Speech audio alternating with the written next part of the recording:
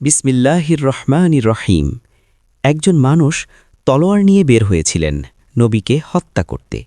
সেই রাতেই তিনি হয়ে গেলেন ইসলামের সবচেয়ে বড় রক্ষকদের একজন। এটা কোনো সিনেমার গল্প নয়, এটা সত্যিকারের ইতিহাস। তার নাম ওমর ইবনুল খাত্তাব রদিয়াল্লাহু আনহু। ভিডিওটি শুরু করার আগে ছোট একটা অনুরোধ, আপনি যদি ইসলামিক এমন সত্য ঘটনা পছন্দ করেন তাহলে এখনই সাবস্ক্রাইব করে পাশে থাকুন, কারণ আমরা প্রতিদিন এমন গুরুত্বপূর্ণ বিষয় নিয়ে আসি। চলুন এখন শুরু করি আজকের ভিডিও। ওমর, ইসলামের আগে। মক্কায় ওমর ছিলেন আতঙ্কের নাম।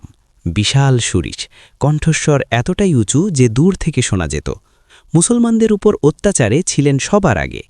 কিন্তু রাসূলুল্লাহ সাল্লাল্লাহু আলাইহি ওয়াসাল্লাম দোয়া করেছিলেন, হে আল্লাহ, ওমর ইবনুল খাত্তাবের মাধ্যমে ইসলামকে শক্তিশালী করো। আল্লাহ সেই দোয়া কবুল করলেন। সেই ঐতিহাসিক রাত। একদিন ওমর তলোয়ার হাতে বের হলেন, নবীকে হত্যার সিদ্ধান্ত নিয়েছেন। পথে এক বন্ধু থামালেন, বললেন, আগে নিজের ঘর সামলাও, তোমার বোন ফাতিমা মুসলমান হয়ে গেছে। ওমরের মুখ লাল হয়ে গেল, ঘুরে গেলেন বোনের বাড়ির দিকে।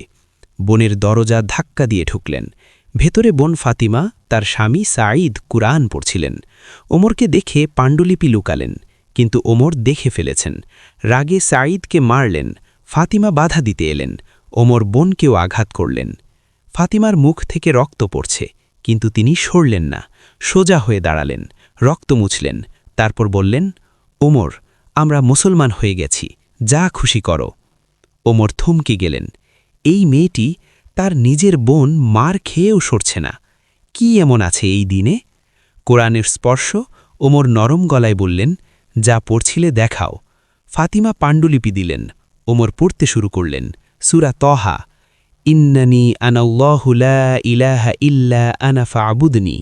অর্থ, নিশ্চয়ই আমিই আল্লাহ, আমি ছাড়া কোনো ইলাহ নেই, সুতরাং আমার ইবাদত করো।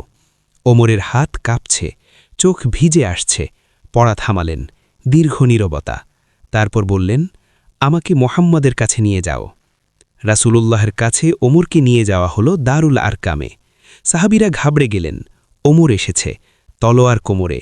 রাসূলুল্লাহ সাল্লাল্লাহু আলাইহি ওয়াসাল্লাম নিজে এগিয়ে এলেন, বললেন, কি নিয়ে এসেছ ওমর? ওমর বললেন, আল্লাহ ও তার রাসূলের উপর ঈমান আনতে এসেছি। সেই মুহূর্তে মসজিদ কেঁপে উঠল। আল্লাহু আকবার। শেষ কথা। তলোয়ার নিয়ে বের হয়েছিলেন হত্যা করতে, ফিরলেন ঈমান নিয়ে। এটাই আল্লাহ শক্তি। ওমরের গল্প আমাদের শেখায়, কেউ হেদায়েতের বাইরে নয়। আল্লাহ যাকে চান একটি মুহূর্তেই হৃদয় বদলে দেন। আল্লাহ আমাদের সবার হৃদয়ে ঈমানের আলো জ্বালিয়ে রাখুন। আমিন।